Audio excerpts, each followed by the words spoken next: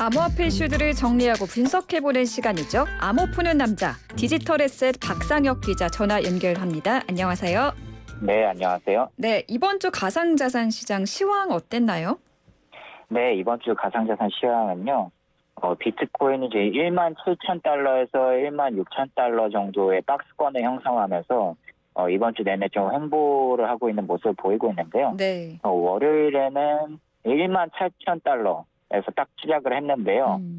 주 중반에는 1만 6천 달러 초중반선까지 조금 떨어졌었습니다. 근데 이게 최근 가상자산 시장 굉장히 중요한 특징 중에 하나는 이 거시경제의 영향을 굉장히 많이 받는다는 건데요. 네. 네, 이번 주에도 그 현상이 동일하게 나타나서요. 어제 나스닥을 비롯한 미국 증시가 강한 반등세를 보였는데 네. 이때 마찬가지로 비트코인도 1만 6천 달러 초중반선에서 지금 다시 1만 7천 달러 이상으로 어제 반등을 해서요. 지금은 1만 7,200달러 선 정도에 거래되고 있습니다. 아, 그렇군요. 이 이야기로 바로 넘어가 볼게요. 4개 대형 가상자산 거래소가 위믹스를 상장 폐지하겠다고 지난달 말에 발표를 했는데 위메이드가 법원에 이 결정을 막아달라고 가처분 신청을 했고 법원이 여기에 대한 결정을 내렸는데 기각 판단을 내렸습니다. 기각 근거가 뭐였나요? 네, 이 재판부가 12월 7일에 위메이드가 가처분 신청을 낸 것에 대해서 기각을 했는데요. 근거는 크게 두 가지로 볼 수 있을 것 같습니다. 네. 일단 이 가처분 신청 과정에서 굉장히 중요한 이슈로 떠올랐던 게 유통량 이슈인데요. 이 가상자산 그러니까 위믹스를 얼마나 유통했냐, 그 유통량의 정의가 뭐냐에 대해서 굉장히 이슈가 많았는데 네. 이 재판부에서는 이 유통량이라는 요소를 어쨌든 논쟁의 여부를 떠나서 굉장히 중요한 요소로 파악을 했고요. 네. 그래서 이 유통량을 보편적인 기준으로 봤을 때 그리고 이 양측, 그러니까 닥사하고 위메이드죠. 이 양측의 유통량을 주장하는 기준들을 쭉 이제 훑어봤을 때 양쪽의 입장을 다 들어보더라도 유통량을 어느 정도 위반한 것으로 보인다, 위메이드가. 그래서 이 위믹스 계획 유통량을 위메이드가 위반한 것은 정당한 거래 지원 종료 사유라고 볼 수 있다라고 재판부가 밝혔고요. 네. 그 이 위메이드가 이 가처분 신청을 하는 과정에서 또 이 위믹스의 상장 폐지 결정이 닥사의 그리고 그러니까 이제 이 닥사에 있는 거래소들의 담합이다라고 주장을 하기도 했는데요. 네네. 이 담합에 대해서도 재판부는 거래소들이 합의하지 않았다면 결정을 내릴 수도 없었고 거래소들도 각각 결정을 내렸기 때문에 이 닥사가 거래소들 결정을 구속한다고 볼 수 없어서 이게 담합행위가 있었다고 보기 어렵다고 판단을 했습니다. 아, 각각 네, 내린 그래서, 결정이라서요. 네, 맞습니다. 그러니까 첫 번째로 말해준 그 이슈가 유통량 이슈인데, 그러니까 위믹스가 실제 유통량과 다르게 허위로 이 유통량을 공시한 게 결국 위믹스가 상장 폐지되는데 결정적인 이유였군요. 네, 그래서 이 법원의 이 지금 판결문 전문이 완전히 지금 바깥에 공개되진 않았는데요. 네. 지금 일부 공개된 그 판결문에 따르면 이 재판부에서는 유통량 위믹스 지금 사태에서의 유통량이랑 발행량에서 채권자, 그러니까 이 채권자는 지금 위믹스를 말하는 거고요. 네. 발행량에서 채권자에게 기속돼서 담겨 있는 물량을 제외한 물량을 유통량이라고 정의하는 것이 타당하다라고 지금 재판부는 판단을 했거든요. 네. 네, 그래서 이 기점에서 보면은 이 기준에서 보면은 네. 확실히 위메이드가 어느 정도 유통량에 대한 소명을 닥사 측에 확실하게 하지 못했다. 어느 정도 위반한 사실이 있는 것으로 보인다는 게 이 재판부의 판단이고요. 그리고 이거하고는 별개로 가상자산 시장에서 사실 유통량이라는 정의가 하나로 일치되지 않은 것은 사실입니다. 그렇군요. 네. 각각의 주체가 유통량을 정의하는 게 네. 유통량에 대한 개념을 정의하는 게 조금씩 다르고요.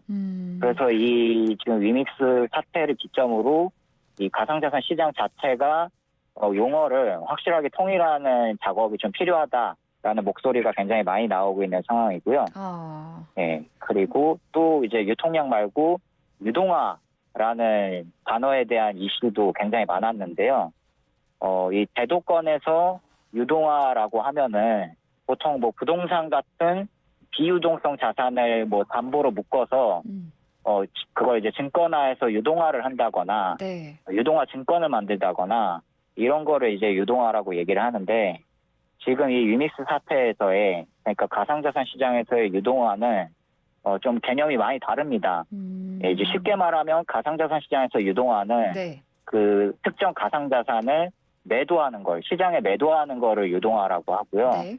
그래서 이 위믹스를 과연 위메이드가 시장에 매도한 게 맞느냐, 시장에 유동화를 한 게 맞느냐 이거 가지고도 예, 굉장히 이슈가 많았었습니다. 그러니까 가장 큰 쟁점은 가상자산의 유통량을 어떻게 정의하는가 여기에 대해서 각각 해석이 좀 달라서 생긴 문제였던 것 같습니다.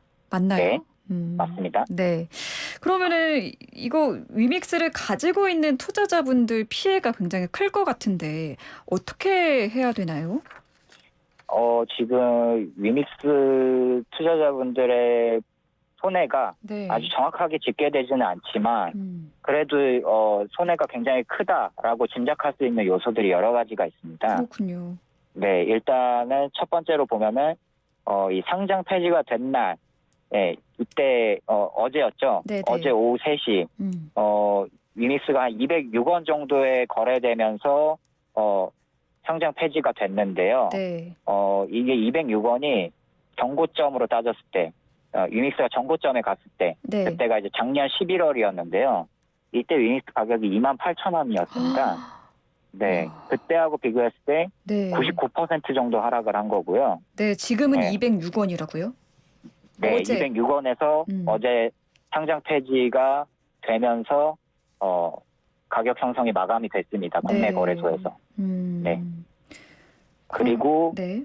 이게 불과 얼마 전 이 거래소 4대 거래소에서 국내 4대 거래소에서 상장 폐지 결정이 나왔던 11월 24일이었죠. 그때에 비해서도 봤을 때 80% 넘게 하락한 수치입니다. 네. 그럼 지금 네. 이번에 그 법원의 기각 판단을 두고 닥사와 위메이드의 입장은 어떤가요? 일단 닥사하고 위메이드의 공통된 반응은 법원의 판단을 존중한다라는 이제 공통점은 있었는데요. 네. 위메이드 같은 경우에는 특별히 이제 향후 계획에 대해서 조금 더 이야기를 했습니다. 네, 그래서 이제 이 위믹스 거래 지원 종료는 이제 상장 폐지를 얘기하는 거고요. 네. 네, 상장 폐지 부당함을 밝히기 위해서 앞으로도 계속 노력할 것이라는 입장을 밝혔고요. 또 이제 앞으로 진행될 어떤 이제 본안 소송, 그 공정거래위원회 제소 이런 것들이 아직 남아 있거든요. 네. 이런 이제 요소들을 통해서 앞으로 이 부당함을 증명할 것이다. 앞으로도 이제 생태계 발전을 위해 최선을 다하겠다. 이런 이제 입장을 밝혔습니다. 그러니까 모쪼록 그 위메이드가 끝까지 책임을 갖고 투자자 피해를 최소화하는 노력을 해줘야 될 것 같은데, 네. 네, 추가적으로 나오는 이야기 있으면 또 전해주시고요. 네. 앞으로 위메이드가 해외 거래소에 위믹스를 적극적으로 상장시키겠다라는 전망도 있던데 여기에 대해서는 어떻게 생각하시나요?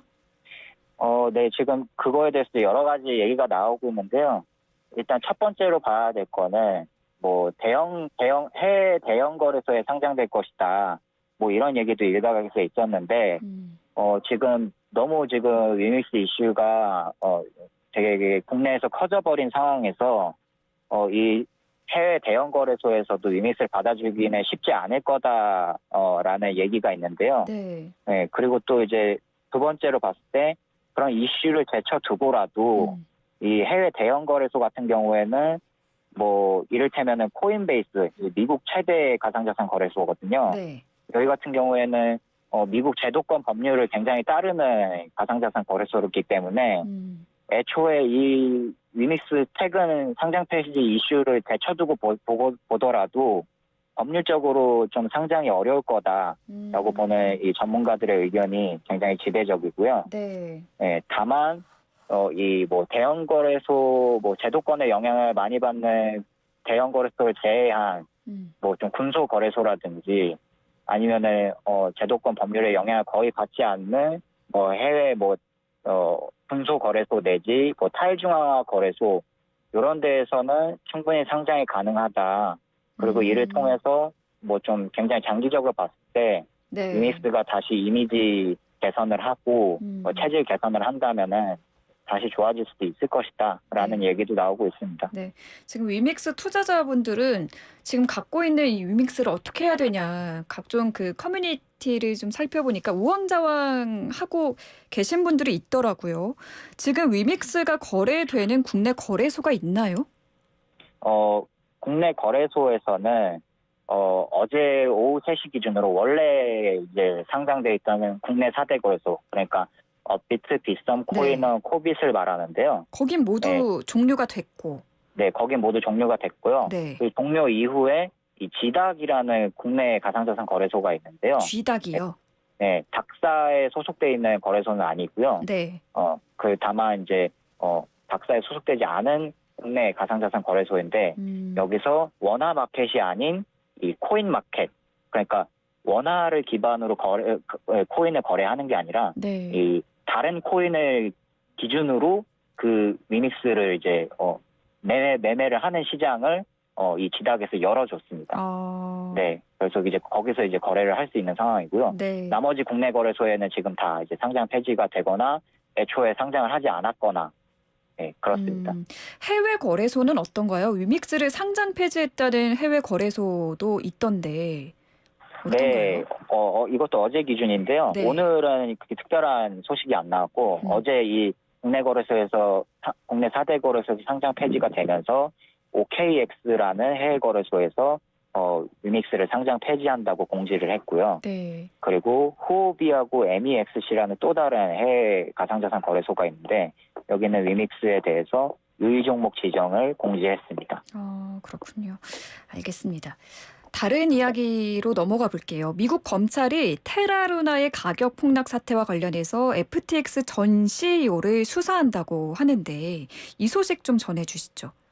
네, 그 뉴욕타임스가 현지 시각으로 12월 7일에 이 FTX 사태에 굉장히 정통한 관계자 몇 명을 이제 인터뷰해서 보도를 했는데요. 네. 이 보도 내용은 미국 뉴욕 연방 남부지검 검사들이 이 FTX 전 CEO죠. 샘 뱅크먼 프리드에 대해서 UST, 그러니까 이 테라 루나 사태의 스테이블 코인이었던 UST하고 루나 이 폭락 사건이 지난 5월에 있었죠. 네. 요거에 대해서 샘 뱅크먼 프리드가 시세 조정을 했다. UST하고 루나에 대해서.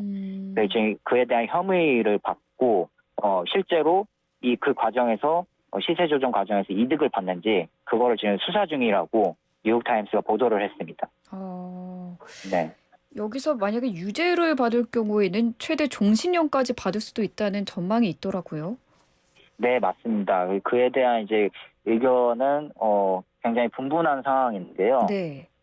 다만 이 다른 그동안 가상자산 시장에서 일어났던 다른 사건 사고에 비해서 봤을 때도 네. 워낙에 규모가 크고 그리고 제도권 기준으로 봤을 때도 충분히 죄를 입증할 수 있는 혐의가 많다고 보는 거는 지금 다수의 전문가 법조인 분들의 의견이기 때문에 아무래도 어느 정도의 처벌은 불가피할 것이다라는 의견이 굉장히 지배적인 상황입니다. 네, 알겠습니다. 요즘 최근 보면은 그 가상자산 시장에 계속해서 크고 작은 사건들이 빵빵 터지고 있는 그런 모습인데, 네. 네, 알겠습니다. 오늘 말씀 여기까지 듣겠습니다. 감사합니다. 네, 감사합니다. 네, 오늘도 암호 푸는 남자 디지털 에셋 박상혁 기자와 함께했습니다.